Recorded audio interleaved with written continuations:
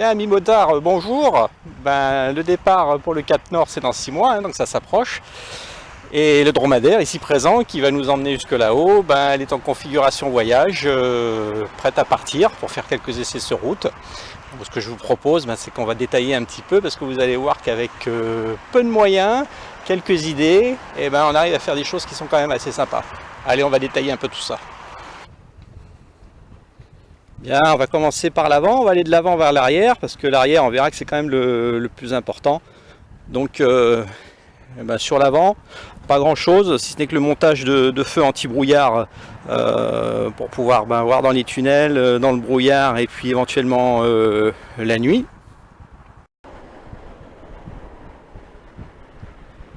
Partie moteur, ben, un filtre à huile déporté, filtre à huile de voiture, tout simplement pour faciliter la maintenance.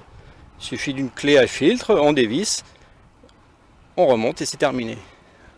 À côté, un support de caméra pour pouvoir filmer au plus près de la route.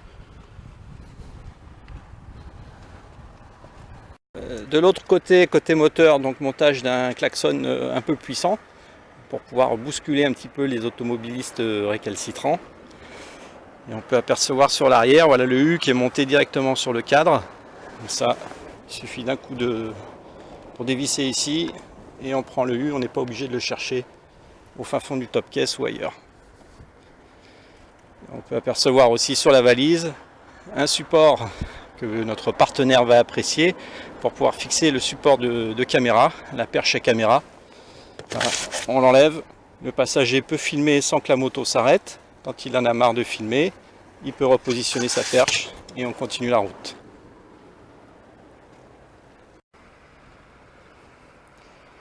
Côté tableau de bord, donc si on détaille, on a retiré tout ce qui sert à rien, donc tous les témoins lumineux, témoins de points morts, de niveau d'huile, de clignotants, ça ce sont des sources de panne électrique, donc on enlève. On prend une bonne petite tôle qu'on trouve chez le marchand de bricolage du coin, on la plie en L et on a un superbe tableau de bord avec un trip qui nous donne la vitesse instantanée, le kilométrage tout simplement. Et ici un manomètre qui va nous donner la pression d'huile moteur, donc qui va nous permettre d'apprécier si le moteur est bien refroidi. C'est plus efficace qu'un témoin, au moins on voit sous quelle pression le moteur travaille. Le GPS qui va être simplement une aide à la navigation, il ne faut pas se fier uniquement au GPS parce que le jour où il tombe en panne, eh ben, on est un petit peu marron, donc on se fie à la carte et on se fait aider du GPS. Vous allez chez votre marchand de bricolage du coin, vous achetez une poignée de placard qui coûte à peu près entre 3 et 5 euros. Vous la fixez sur votre tête de fourche et vous avez un super support pour la caméra et pour l'étui pour le smartphone qui va nous servir à avoir de la musique en Bluetooth dans l'intercom du casque. Voilà. Et on peut remarquer aussi, petit détail, qu'ici le câble d'embrayage de secours est à poste. Donc en cas de rupture du câble, il suffit de dévisser le câble défectueux, de repositionner celui-ci et intervention du changement de câble entre 5 et 10 minutes. Et on repart.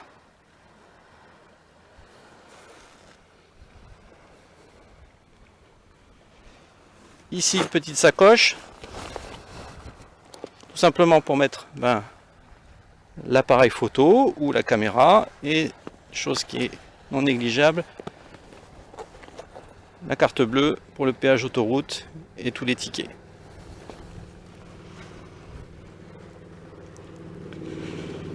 Ah, chose importante, c'est que il a fallu augmenter l'autonomie en carburant. Donc je n'ai pas pu trouver de réservoir grande capacité, c'est plus fabriqué, je n'en ai pas trouvé d'occasion, donc on verra que je vais être obligé d'emporter en position arrière, de façon symétrique de chaque côté du top case, 2 jerrycans de 5 litres, qui seront remplis uniquement au dernier moment. On ne va pas voyager pendant 12 000 km avec 10 kg de carburant à l'arrière. On les mettra uniquement le jour où on aura vraiment besoin d'une autonomie supplémentaire. De ce fait, il faut rajouter du poids sur l'avant de la machine. Transfert de masse, d'où une sacoche réservoir étanche. magnétique. Pourquoi magnétique? Parce que dans cette sacoche, vous aurez tout le matériel sensible. Ordinateur portable, téléphone éventuellement, caméra, appareil photo, etc. Les guides touristiques, les cartes routières. Ce qui fait que quand vous vous arrêtez, vous prenez votre sacoche, elle fait sac à dos, vous mettez ça sur le dos et vous partez en moins d'une minute avec tout le matériel sensible, tout ce dont vous avez besoin, le pull éventuellement, le kawaii, voilà.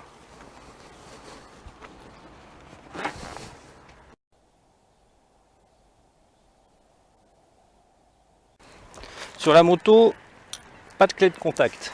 Les clés de contact, ça sert à être perdu, à être cassé, et quand il faut la faire refaire, c'est toute une galère. Sur celle-ci, un coupe-circuit, coupe-batterie de bateau, voilà. Ça coûte 4 à 5 euros dans n'importe quel magasin d'accastillage.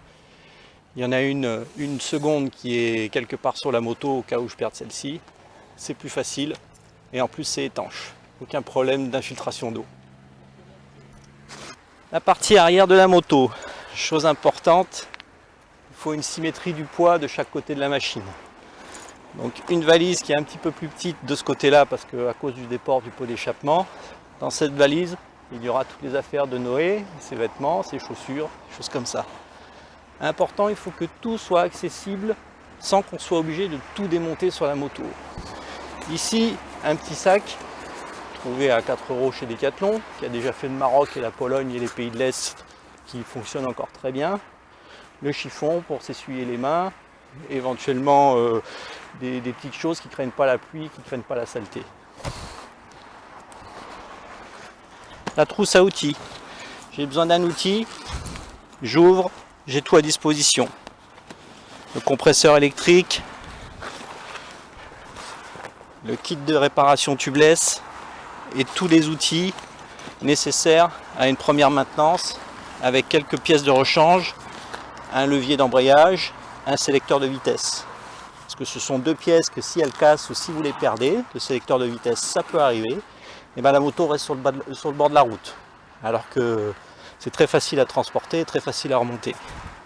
Si j'ai besoin d'accéder à l'intérieur des valises, j'y accède sans problème. Si j'ai besoin d'accéder à mon jerrycan, le retirer, je peux le retirer. Deux sangles simplement qui le maintiennent. Ici, l'habitation, la toile de tente, les sacs de couchage, les duvets, les oreillers. J'enlève les deux sangles, j'y accède. J'ai besoin d'aller voir dans mon top caisse où j'ai tous les ustensiles, le réchaud, les gamelles, j'y accède.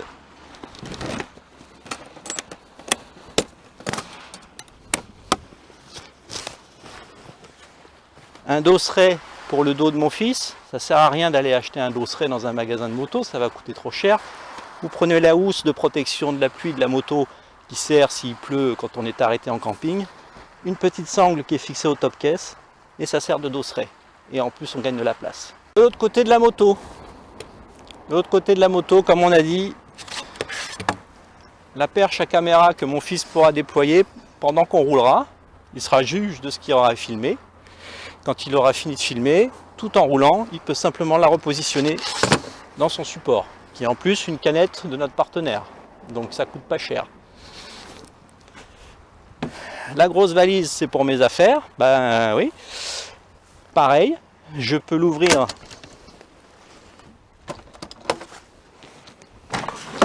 et prendre ce qu'il y a dedans sans être obligé de tout démonter ce qu'il y a autour de la moto.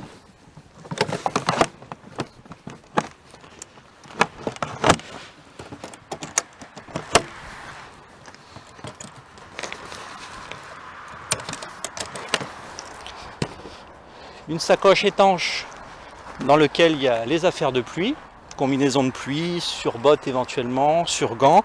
Donc c'est pareil, quand il commence à pleuvoir, il ne faut pas aller chercher au fin fond du top caisse la combinaison de pluie. Là tout est à disposition, voilà. Et en plus c'est étanche.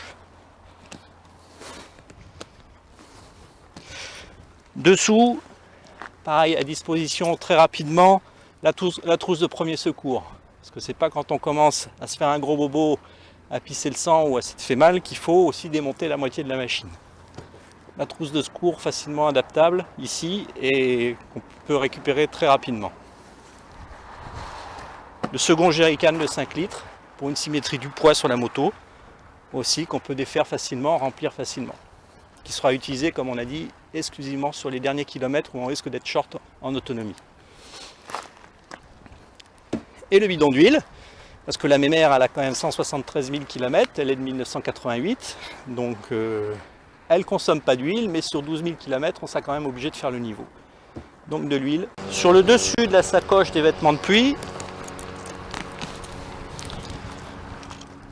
un reste de chaîne à neige pour voiture. Voilà, c'est un cercle en métal, tout simplement. Il va servir quand on va aller visiter quelque chose, on attache les casques. Voilà, on met les casques à la moto, autour du cadre, quelque part. Il faut que ce soit rapidement à portée de main, et c'est du costaud. Et ça coûte rien. Bon, maintenant, le logement. Facile, la maison, elle est dans le sac jaune étanche. J'ouvre une première sangle. La deuxième. Et j'ai ma maison.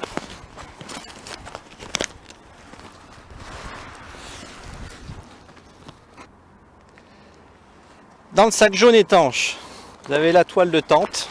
Alors la toile de tente, quand vous la repliez, ça sert à rien de la remettre dans son sac d'origine qui est tout petit, on dirait de la peau de saucisson, ça rentre jamais, on met 3 heures, ça se déchire. Non, la toile de tente, quand on la démonte le matin, en général elle est humide, voire mouillée. Donc on la plie, on la met dans un sac étanche, comme ça. Le sac étanche va permettre à ce que la toile de tente, ça va goûter dedans, c'est pas bien grave, et vous le mettez dans votre sac de transport. Idem pour les sacs de couchage. Ils sont là, tout prêts. Ça sert à rien de les remballer dans leur peau de saucisson. Vous allez vous énerver tous les matins. Si vous faites ça pendant 30 jours, ça va prendre du temps. Et vous allez vous énerver. Vous les pliez normalement directement dans le sac étanche. Voilà. Le reste, les petits oreillers, les choses comme ça. Et ici, ça peut s'égoutter dedans, c'est pas bien grave. Voilà. Et vous remettez tout ça dans votre sac. Dans le top caisse arrière que je peux ouvrir, malgré la présence des 2 jerrycans, il y aura tout ce qui est nécessaire à l'alimentation, au confort, disons, dans la maison. Des repas lyophilisés, des bougies anti-moustiques, des couvre-têtes anti-moustiques, parce que là-haut il y a des moustiques. Le réchaud. Alors le réchaud, je ne l'ai pas apporté, mais chose importante, on oublie le réchaud à gaz. Le but à gaz, c'est bien si vous trouvez des bonbonnes de gaz tous les 10 km. Prenez un réchaud à essence qui fonctionne avec le carburant de la moto. Comme ça, quel que soit l'endroit où vous êtes, perdu dans la pampa, dans la neige ou ailleurs, vous avez toujours le réchaud qui fonctionne, il ne tombera jamais en panne.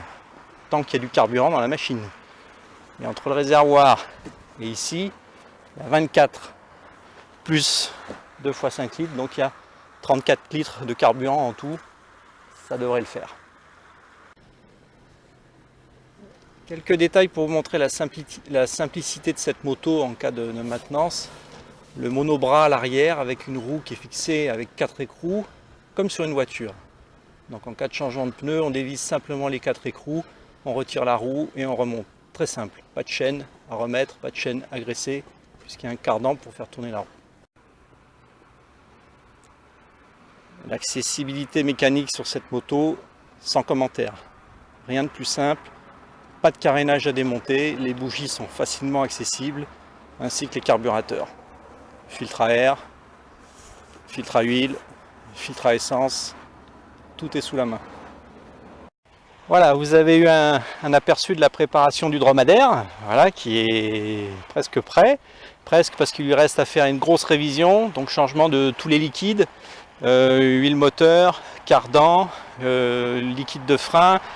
Avant de partir, on a aussi le disque à l'avant à changer, donc les plaquettes. Sinon, tout le reste est prêt, tout a été révisé, éventuellement reconditionné, comme le démarreur, des choses comme ça, le moyeu de roue arrière, le rayonnage arrière. Sinon, tout est prêt.